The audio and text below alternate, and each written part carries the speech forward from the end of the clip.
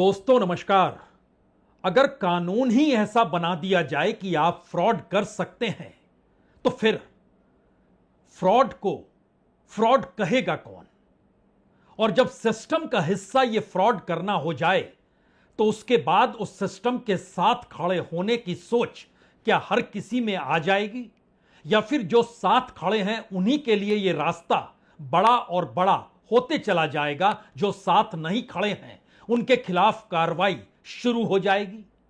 बड़ी अजीबोगरीब परिस्थितियां हैं ये। किसी भी देश के भीतर ऐसा कानून या ऐसा रास्ता बनता नहीं है जहां पर आपको फ्रॉड करने की इजाजत हो और फ्रॉड करने के बाद आपके खिलाफ कोई कानूनी कार्रवाई ना हो, और अगर कानूनी कार्रवाई हो भी रही है तो वह भी आपको ही सहूलियत देगी, यानी फ्रॉड करने वाले को सहूलियत देगी। क्योंकि इस देश के भीतर यह सवाल तो बार बार गूंजता है, इस देश की विकास दर नीचे होती है लेकिन कॉरपोरेट का नेटवर्क ऊपर चला जाता है। और बात तो अब शेयर बाजार तक आ गई है। शेयर बाजार में जितने भी फीसदी का उछाल होता चला जाए उससे 2 गुना, 3 गुना, 5 गुना, 10 गुना ज्यादा नेटवर्क का उछाल बड़े बड़े कॉरपोरेट हाउसेज में होता चला जाता है। और उनकी संपत्ति उसी शेयर बाजार के अनुसार जब आंकी जाती है तो पता चलता है बीते 6 महीनों में यह लगभग 22% बढ़ गई, किसी की 50% बढ़ गई, किसी की 76% बढ़ गई, और शेयर बाजार वो 6-7% की रफ्तार से चल रहा था। यह सब कैसे हो जाता है? और इस देश के भीतर एक दो नहीं, 1 लाख से ज्यादा कंपनियां अगर पहुंच जाए एक ऐसे दरवाजे पर जहां पर कहे कि हम पैसा नहीं दे पाएंगे, या तो आप हमको दिवालिया घोषित कर दीजिए या हमारी कंपनी आप बेच डालिए, कुछ तो कीजिए। और इस कुछ को कीजिए के बाद कार्रवाई शुरू होती है। बैंकों से लिया गया पैसा बैंकों को लौटाना नहीं है। जो कंपनी दरवाजे पर आकर खड़ी हुई है खुद को दिवालिया घोषित करने के लिए, जिसके लिए आईबीसी बना, बैंक्रप्सी एक्ट जो बनाया गया है, और उसके साथ एनसीएलटी जो काम करती है, अगर उस फेरिस्त को ही आप समझना शुरू कर दें तो इस देश में लाखों कंपनियों ने दरवाजा यह कहकर एनसीएलटी का खटखटाया कि देखिए हमारे पास देने के लिए पैसा नहीं है। और बात यहां से निकलकर बैंकों तक गई तो बैंकों ने कहा और आरबीआई ने कहा, बिल्कुल सही बात है, हम जिसे भी कहते हैं कि यह विलफुल डिफॉल्टर है, पैसा लौटाता नहीं है, उसके बाद वह चला जाता है एनसीएलटी के दरवाजे पर, वहां उसको राहत मिल जाती है, उसकी कंपनी बिक जाती है और बैंकों का पैसा औसतन जो लौटता है वो 5% मिनिमम होता है, मैक्सिमम 25 से 30% होता है, बाकी कोई पैसा नहीं लौटता है। खेल तो निराला है, लेकिन इस खेल के भीतर अगर आप घुसने की कोशिश करेंगे तो हो सकता है आपके सामने ऐसे मुश्किल हालात हो कि आप कहें अच्छा यही सिस्टम है या यही कानून है। तो आज बात की शुरुआत कहां से की जाए? हमें लगता है पहले तो यह समझ लीजिए, इस देश के भीतर शेयर बाजार एक बैरोमीटर है इस देश के बड़े बड़े कॉरपोरेट हाउसेस का। और जो कॉरपोरेट हाउसेस में जो भी उछाल जिस तरीके से आता है वह शेयर बाजार के उछाल से कई गुना ज्यादा होता है। और इसका आंकड़ा इसलिए बड़ा महत्वपूर्ण है क्योंकि पहले 6 महीने में यानी इसी बरस शेयर बाजार में 7%, 7.11% का उछाल आया। जो टॉप 20 उद्योगपति थे, अगर एवरेज निकालिएगा तो दुगने से ज्यादा लगभग 15-16%, और अगर आप अलग अलग देखना शुरू कीजिएगा तो कई गुना ज्यादा। मसलन अंबानी इसी 6 महीने में 22% का इजाफा हो जाता है उनके अपने नेटवर्थ में इसी शेयर बाजार से। सुनील मित्तल 27% का इजाफा हो जाता है, लक्ष्मी मित्तल 26% का इजाफा हो जाता है, उदय कोटक 20% का इजाफा हो जाता है, राधा कृष्ण दमानी 21% का इजाफा हो जाता है, कुमार मंगलम बिरला 11% का इजाफा हो जाता है, अडानी 8% का इजाफा होता है। शेयर बाजार में वो खेल नहीं करते हैं, वो बाहर अपने नेटवर्थ को बढ़ाते जरूर हैं। और इन सब के बीच सत्यनारायण नुवाल 78% का इजाफा इनकी कंपनी में होता है, क्योंकि इस दौर में ये हथियार बना रहे हैं और नागपुर बेस्ड ये कंपनी है और दुनिया भर के भीतर ड्रोन हो या फिर विस्फोटक पदार्थ हो, यही एक्सपोर्ट करते हैं। इसीलिए 78% फीसदी का इजाफा इनकी कंपनी में हो जाता है। नुस्लीवाडिया 16% का इजाफा होता है, राहुल भाटिया 25% का इजाफा होता है। यह सिर्फ एक तत्काल की परिस्थिति है जो आपको बताई जा रही है, क्योंकि इसके साथ यह भी जरा समझ लीजिएगा कि इस देश में सरकार जो चलती है वो बाहर से पैसा कर्ज लेकर चलती है।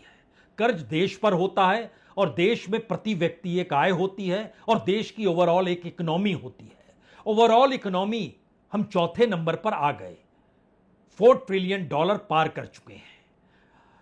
चंद सालों के बाद $5 ट्रिलियन भी पार कर जाएंगे। लेकिन बार बार यह सवाल होता है, वो पैसा जनता के पास तो आ नहीं रहा है, वो पैसा कॉरपोरेट के पास जा रहा है।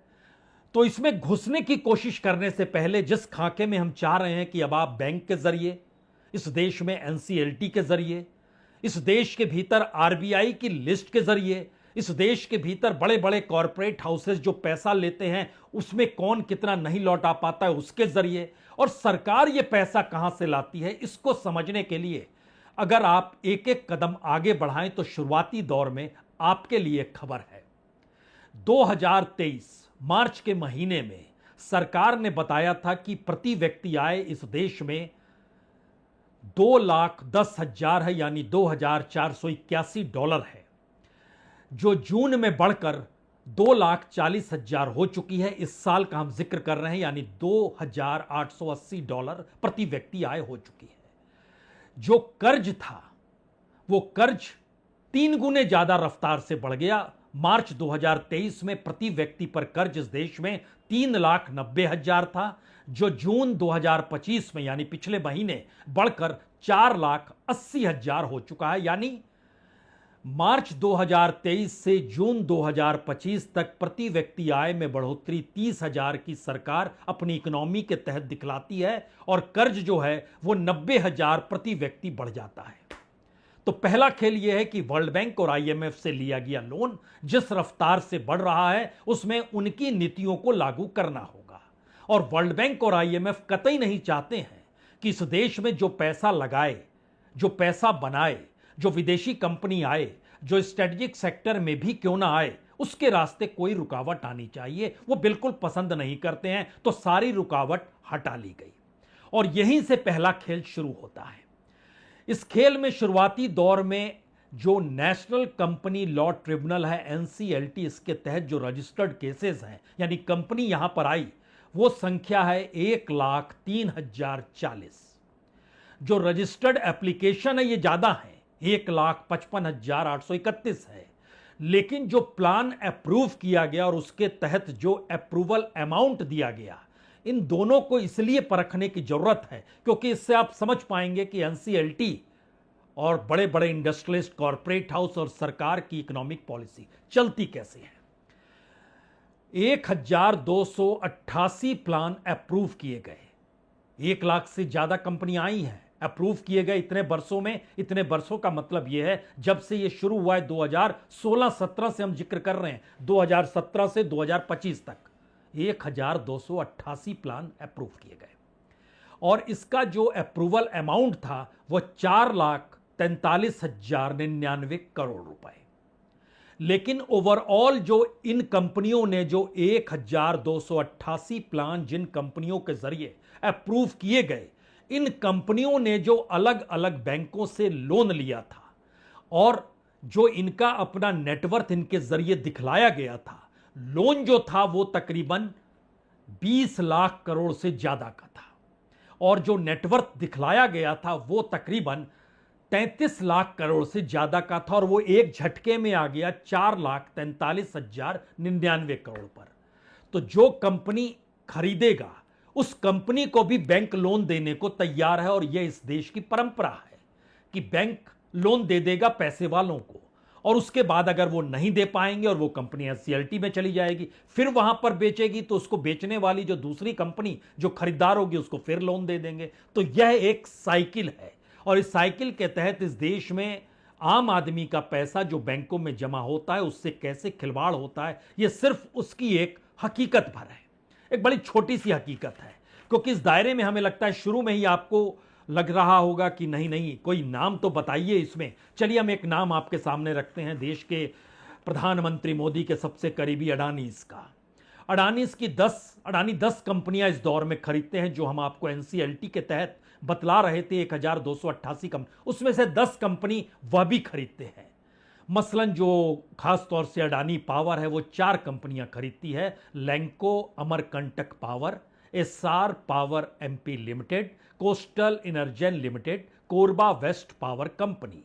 इन चारों कंपनियों की कुल जो वैल्यू बताई जाती है वो 44,635 करोड़।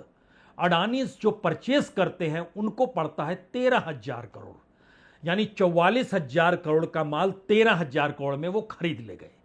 और जो खास तौर से बांद्रा कुर्ला प्रोजेक्ट के पास जो एचडीआईएल है, उसको अडानी प्रॉपर्टीज जो खरीदती है, उसकी जो एडमिटेड वैल्यू थी वो 7,795 करोड़। खरीदने में पैसे देने पड़ते हैं 285 करोड़ के। और इसी तरीके से रेडियस एस्टेट एंड डेवलपर्स, इसको अडानी गुड होम्स खरीदते हैं, एडमिटेड वैल्यू होती है 1,700 करोड़ और इसको परचेस किया जाता है 76 करोड़ रुपए में। और जो पूरी जानकारी आती है, जितनी भी कंपनी खरीदी गई, जो 10 कंपनियों का जिक्र किया जा रहा है, उसका एक डाटा देख लीजिए जो आपके सामने और साफ हो जाएगा, जिससे पता चलेगा कि आखिर बैंकों का जो पूरा पैसा है वो कुल मिलाकर 76% पैसा डूब गया और लाभालाभ लगभग सिर्फ 20 से 25% के बीच में पैसा दिए और खरीद ली गई कंपनी। और जिन कंपनियों ने इससे पहले लोन दिया था उनको मुक्ति मिल गई। और यह साइकिल है, ये 10 कंपनियां जो कंपनी अडानी इसके जरिए खरीदी गई थी।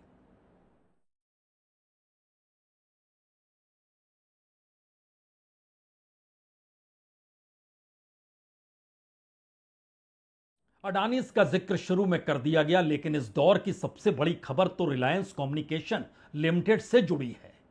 और बाकायदा एसबीआई कह रहा है कि अनिल अंबानी ने जो पैसा लिया नहीं लौटाया, जो पैसा लिया उसको अपने आप को दिवालिया घोषित कर दिया, जो पैसा लिया उसको दूसरी कंपनियों में लगा दिया, जिस कंपनी के लिए पैसा लिया उसके जरिए खुद को दिवालिया घोषित करके दूसरी कंपनियों के जरिए कब कमाई कर रहे हैं। तो इससे बड़ा फ्रॉड तो कुछ होता नहीं। एसबीआई ने तो अभी कहा, पिछले बरस कैनरा बैंक ने कहा था। तो क्या बैंकों का पैसा डूबते चला जा रहा है और सरकार की पॉलिसी है कि बैंकों के साथ नहीं खड़े होना है, या बैंकों के लिए भी अब सिस्टम बना दिया गया कि आप अपनी किताब को ठीक रखिए। अब इस प्रक्रिया में जरा समझिए कि जो रिलायंस कम्युनिकेशन अंबानी, अनिल अंबानी का जो है वो 49,000 करोड़ 53 बैंकों से लिया गया, छोटे बड़े अलग अलग प्राइवेट बैंक, सरकारी बैंक, फॉरेन बैंक, कोऑपरेटिव्स, 53 बैंकों से लिया गया। रिलायंस कम्युनिकेशन ने 49,000 करोड़। एनसीएलटी ने एडमिट जब केस किया तब यह बताया 47,000 करोड़, यानी 2,000 करोड़ कम हो गए। लेकिन जो सेटलमेंट निकल कर आया वो सिर्फ 455 करोड़, यानी 1% से भी कम, 0.92%। यह है खेल ओवरऑल डेब्ट का जो उन पर पड़ा। बाकी पैसा कहां गया, यह इसलिए बड़ा जरूरी है कि अब वे एक बार फिर से वो एनसीएलटी के दरवाजे पर खड़े हैं और वो कह रहे हैं कि दरअसल 2019 में उन्होंने दिवालिया प्रक्रिया शुरू कर दी थी और लोन 2019 से पहले का था। तो फिर पहले वाले लोन के हिसाब से आप हमारे ऊपर कोई कार्रवाई नहीं कर सकते हैं, क्योंकि आईबीसी की धारा जो है, जो बैंकरप्सी कोड जो बना हुआ है, उसकी धारा 32A कहती है अगर एनसीएलटी रेजोल्यूशन प्लान को मंजूरी दे देता है तो 2019 के पहले के लोन या कहें फ्रॉड, उसकी जवाबदेही उस कंपनी की नहीं होगी। अनिल अंबानी यही चाहते हैं और इसीलिए वो भटक भी रहे हैं और जाहिर है उनके अनुकूल चीजें हो भी जाएंगी। सवाल है, एक व्यक्ति जो दिवालिया हो गया, वही व्यक्ति रिलायंस एरो स्ट्रक्चर लिमिटेड बनाता है, एरो स्पेस स्ट्रक्चर बनाता है और फ्रांस की कंपनी डसाल्ट एविएशन के साथ डील करता है। और वही नागपुर में बाकायदा एक इंडस्ट्री बना के अब फाल्कन 2000 बिजनेस जेट का निर्माण कर रहा है। यानी 2017 में ये ज्वाइंट वेंचर शुरू करते हैं फ्रांस की कंपनी डसाल्ट एविएशन के जरिए। जी सही समझ रहे हैं, जिन्होंने राफेल बनाया। और इस विमान की कीमत 35 करोड़ होगी। बड़ी शानदार विमान होता है, बिजनेस जेट के तौर पर होता है, लग्जरी है, स्पीड है, लंबी रेंज है, 6000 किलोमीटर तक बिना रुके उड़ सकती है। तो एक तरफ व्यक्ति दिवालिया है, बैंकों को लोन नहीं दे रहा है, एनसीएलटी कंपनी बचाव के लिए सामने खड़ी है, उसको सरकार ने बनाया है, और यहां पर एक झटके में 49,000 करोड़, कोई सुनने वाला नहीं है। अब यहां पर आपके जहन में यह सवाल होना चाहिए, इतना पैसा क्या इस देश के बैंकों से उड़ा लिया जाता है? जो आंकड़े आरबीआई के जरिए जारी हुए, जिसमें बताया गया कि 2013 से 2025 के बीच में एसबीआई को जो चूना लगा है वह 3,77,949 करोड़ का, पंजाब नेशनल बैंक को जो चूना लगा है 1,86,862 करोड़ रुपए का, यूनियन बैंक ऑफ इंडिया को जो चूना लगा वह 1,08,991 करोड़ का, बैंक ऑफ बड़ौदा को जो चूना लगा वह 1,27,742 लाख करोड़ का, केनरा बैंक को लगा है 1,21,119 करोड़ का। ये सभी 1 लाख से ऊपर है। इस कैटेगरी में आईडीबीआई भी है, 1,08,000 करोड़। एचडीएफसी और आईसीआईसी बैंक जो प्राइवेट है, इनको भी 1 लाख करोड़ से ज्यादा का चूना लगा है। इसीलिए जो आरबीआई ने बताया वह 18 लाख करोड़ बताया, हमने प्राइवेट हिस्से को हटा दिया और 16 लाख करोड़ के खेल में आ गए, जो सरकारी बैंकों के जरिए सरकार की नीतियों के आश्रय चलना चाहिए। क्योंकि जो आरबीआई ने डाटा जारी किया उसमें पब्लिक सेक्टर बैंक का जिक्र है, प्राइवेट सेक्टर बैंक का जिक्र है, फॉरेन बैंक का जिक्र है। आप इसको इस रूप में समझिए कि 2014 में जो एनपीए था वह 2,80,000 करोड़ के लगभग था, एक्यूरेट 2,79,016 करोड़, जो 2023-24 में बढ़ते बढ़ते बढ़ते बढ़ते ये इतना बढ़ते चला गया कि इसके बाद जो पूरा डाटा जब जोड़ा गया तो सरकार खुद ही संसद के भीतर मार्च के महीने में देश की वित्त मंत्री निर्मला सीतारमण ने बताया, जी 16,35,000 करोड़ रुपए हमने रिटर्न ऑफ यानी माफ तो किए हैं। और इस पूरी प्रक्रिया के भीतर एक सवाल बार बार रेंगता रहा, अगर इतना पैसा माफ किया जा रहा है तो यह पैसा आता कहां से है? इस पैसे का आखिर क्या नोट छापती है आरबीआई? ये पैसा कहां से खेल होता है? क्योंकि पैसे की पूरी साइकिल सरकार बजट में दिखलाती है, वो पैसा कहां पर है? इस सवाल के जवाब से पहले हमें लगता है आरबीआई की वो लिस्ट देखिए जो बैंकों को लेकर उसने जारी की और बताया कि आखिर कितने बैंकों के ऊपर कितने एनपीए, कितना माफ किया गया, कितनी रिकवरी की गई, और उसके बाद स्थिति आ गई 18 लाख करोड़ की 2013 से 2025 के बीच में।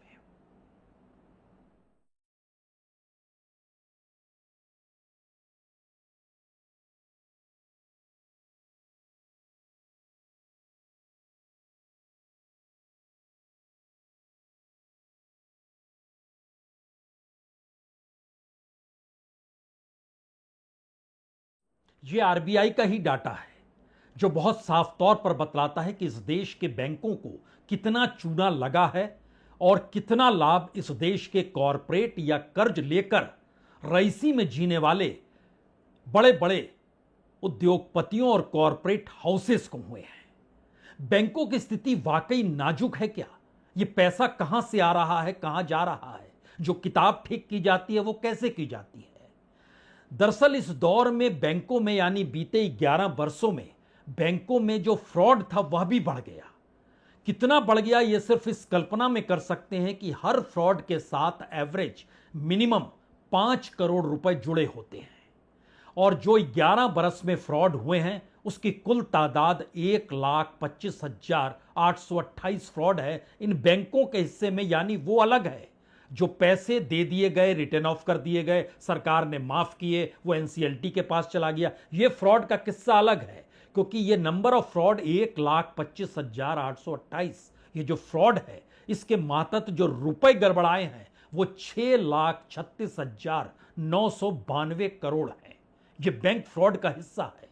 2014-15 में जब मोदी सरकार आई उस समय बैंक फ्रॉड की संख्या थी 4,639, 4,639। अमाउंट जो था वो अमाउंट था 19,455 करोड़, यानी 19,455 करोड़। 11 बरस पहले, 11 बरस के बाद ये 4,639 से बढ़कर नंबर ऑफ फ्रॉड्स हो गए 23,953 करोड़।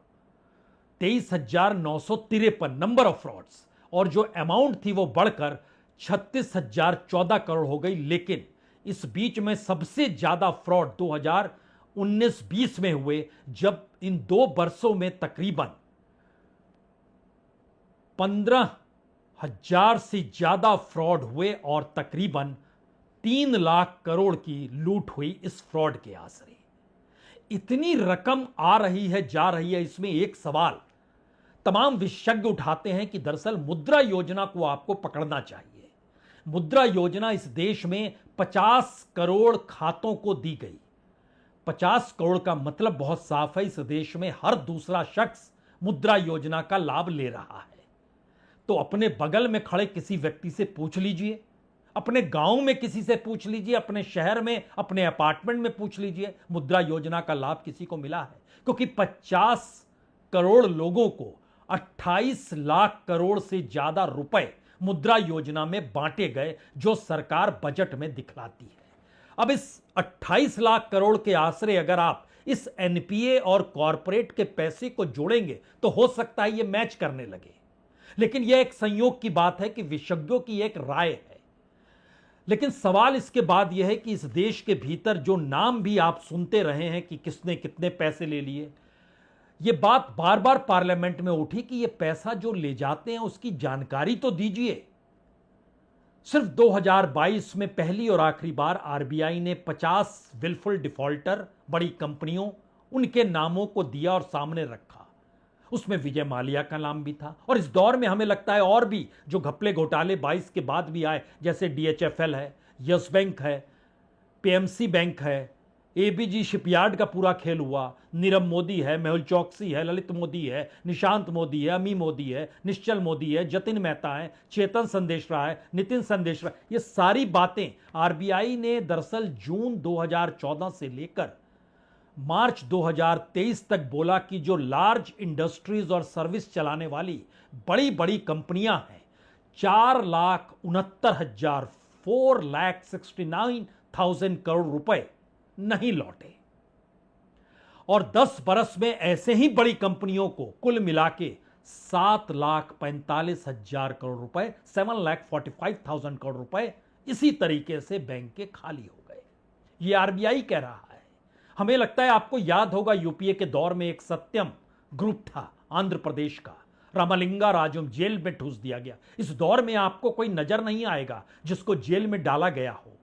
लेकिन 2022 की आरबीआई की लिस्ट बतलाती है जो विलफुल डिफॉल्टर थे, उसमें अगर टॉप 5 देखिएगा तो गीतांजलि जेम्स लिमिटेड 7,848 करोड़ रुपए, Era infra engineering limited 5,869 crore रुपए, REI agro limited, Reliance agro का जिक्र हो रहा है, 4,803 करोड़ रुपए, Concast steel and power limited 4,596 crore रुपए, एबीजी शिपयार्ड 3,708 करोड़ रुपए। ये पूरी लिस्ट जारी की गई थी, देख लीजिए, जो आरबीआई ने ही जारी की थी ये लिस्ट।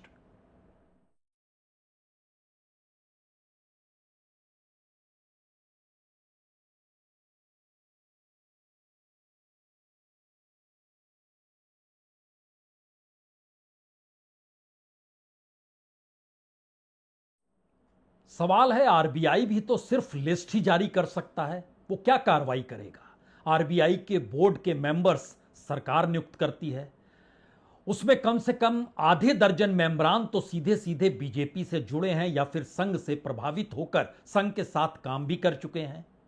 तो फिर वो क्या करे? और बैंकों की खास्ता हालत के भीतर बैंक चलाने हैं तो सरकार अपने तौर पर इसीलिए सबको निजी हाथों में सौंप भी नहीं रही है। सरकारी बैंक रहेंगे तो नीतियां अपनी रहेंगी। लेकिन एक बड़ा सवाल है, क्या वाकई इस दौर में फ्रॉड काम चलते रहे इसी के लिए कानून काम करता है? दो परिस्थिति आपके सामने रखते हैं हम। इससे पहले चूंकि इस बात का जिक्र कर रहे थे, इस देश में एक ईडी भी है। ईडी का मतलब मनी लॉन्ड्रिंग से जुड़ा हुआ होता है, और मनी लॉन्ड्रिंग के तौर पर ईडी इस दौर में 2 केस सामने है। एक केस निकल कर आया जो सुप्रीम कोर्ट में गया, वह है लोढ़ा डेवलपर्स का। उन्होंने वी होटल की संपत्ति खरीदी ईडी ने मनी लॉन्ड्रिंग के चक्कर में उस पर कार्रवाई शुरू की और मामला होते होते जो वी होटल्स का अधिग्रहण कर लिया, 520 करोड़ की जो संपत्ति थी उसको जब्त कर ली, और जिसमें जुहू के भीतर जो सेंटूर होटल है, बड़ा प्रसिद्ध होटल है, वह भी अपने दायरे में ले लिया। लेकिन लोढ़ा डेवलपर्स ने इसे खरीदा, मामला सुप्रीम कोर्ट में गया। सुप्रीम कोर्ट ने कहा ठीक है, आप 520 करोड़ रुपए जमा करा दीजिए और आपकी सब चीज लेते चले जाइए। सबकी जब संपत्ति, एक आकलन किया गया कि कितनी संपत्ति होगी, उसमें तमाम होटल्स हैं, तो यह लगभग 520 करोड़ रुपए जो जमा किए जा रहे हैं, इसमें आपको कम से कम 2 जीरो और लगाने होंगे, तब यह बात बनेगी कि अच्छा इतनी ज्यादा जीरो भी लग सकते हैं, लेकिन एक कीमत के हिसाब से बता रहे हैं, सिर्फ 2 ही जीरो लगाइए, यानी 100 गुना ज्यादा। तो एक ऐसी परिस्थिति, और दूसरी परिस्थिति एक और भी है, हमें लगता है यहां तो आज जिक्र राहुल गांधी का भी कर देना चाहिए, हेराल्ड का भी जिक्र कर देना चाहिए, क्योंकि परसों ही जब ईडी कह रही थी, उसने कहा कि दरअसल 2000 करोड़ की संपत्ति जो थी वह एजेएल के पास थी, एसोसिएट जनरल लिमिटेड के पास। संपत्ति का मतलब जो मकान है उसके बारे में। और एआईसीसी जो कांग्रेस है उसने 90 करोड़ कर्ज लिया, उस जो एजेएल थी उसने कर्ज लिया 90 करोड़ का, और इस बीच में एक यंग इंडिया कंपनी बना ली। 75-76% सोनिया गांधी और राहुल गांधी के पास, और एजेएल का वो अधिग्रहण करने निकल पड़े। यानी ध्यान दीजिए, मकान है, बिल्डिंग है, इमारत है, वो प्रोफेशनली नहीं चल रही है, उससे कोई कमाई नहीं हो रही है, लेकिन ये सारी चीजें ईडी ने एक तरफ ये रखी और दूसरी तरफ ये जो वी होटल संपत्ति थी उसका हमने जिक्र किया। शायद यही वो परिस्थिति है जो बतलाती है इस देश के भीतर अगर फ्रॉड के लिए ही कानून है। और इसी हेराल्ड मामले में तो राहुल गांधी को 5 दिन तक, 50 घंटे तक पूछताछ की थी, और इसीलिए 2024 का जब लोकसभा चुनाव हो रहा था तो उस वक्त एक सवाल राहुल गांधी से पूछा गया था, और उनका कहना था जिस दिन सत्ता में आ गए, कोई तो दिन होगा जब बीजेपी नहीं होगी, तो जिस दिन आ गए उस दिन छोड़ेंगे नहीं। याद कर लीजिए, देखकर आपको भी याद आ जाएगा। तो उनको यह भी सोचना चाहिए, ये जो सब कर रहे हैं, कि किसी ना किसी दिन बीजेपी की सरकार बदलेगी और फिर कार्रवाई होगी, और ऐसी कार्रवाई होगी कि मैं गारंटी कर रहा हूं ये फिर से कभी नहीं होगा। तो उनको भी सोचना। यह अलग मसला है कि कांग्रेस के भीतर भी बड़े बड़े महारथी बैठे हुए हैं जिन्होंने अपने दौर में बहुत करप्शन किया है।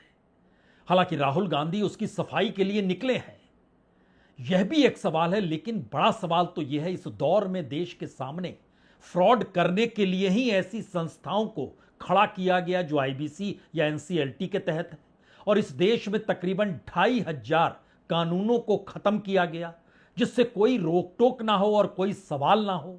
और इन सारी परिस्थिति इसलिए पॉलिटिकल तौर पे मानी जाती है क्योंकि पॉलिटिकल तौर पे अगर 2024 के चुनाव का एक आंकड़ा भी देख लीजिए, तो जब चुनाव शुरू होने वाले थे उस वक्त बीजेपी ने बतलाया कि उसके पास 5,921 करोड़ रुपए हैं, और जब चुनाव खत्म हो गए तो उसने बताया अब हमारे पास 10,107 करोड़ रुपए हैं, यानी दुगने हो गए।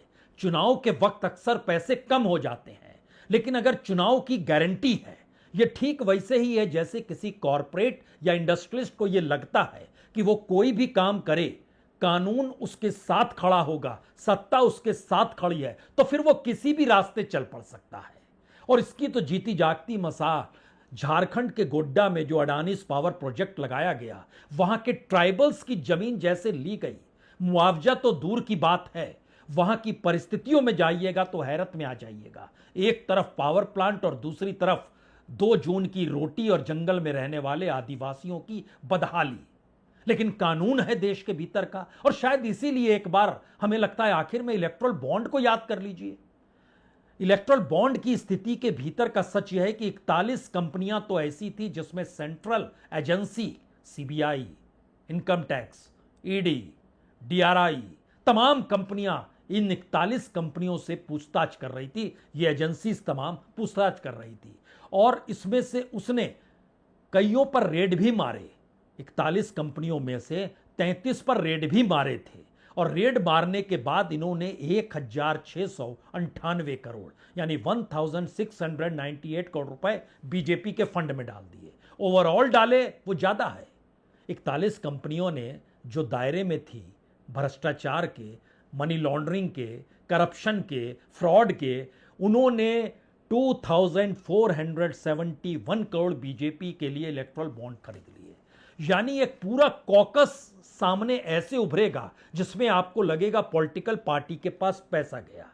पैसा देने वाले व्यक्ति ने फ्रॉड किया, फ्रॉड कर रहा है लेकिन वो लीगलाइज्ड है, तो उसके लिए एक इंस्टीट्यूशन क्रिएट किया गया। उस इंस्टीट्यूशन से जुड़े लोगों की जो भर्ती हुई और सरकार ने की, और सरकार ने इन सब के बीच बैंकों की पाइपलाइन लगा दी और पाइपलाइन के जरिए पैसों की आवाजाही शुरू की। इस दौर में एक योजना जो 50 करोड़ लोगों को 28 लाख करोड़ से ज्यादा मुद्रा योजना में दे देती है, कहां है पैसा, कौन है लोग, किधर है परिस्थिति, सब कुछ आंखों के सामने है, लेकिन पकड़े कौन।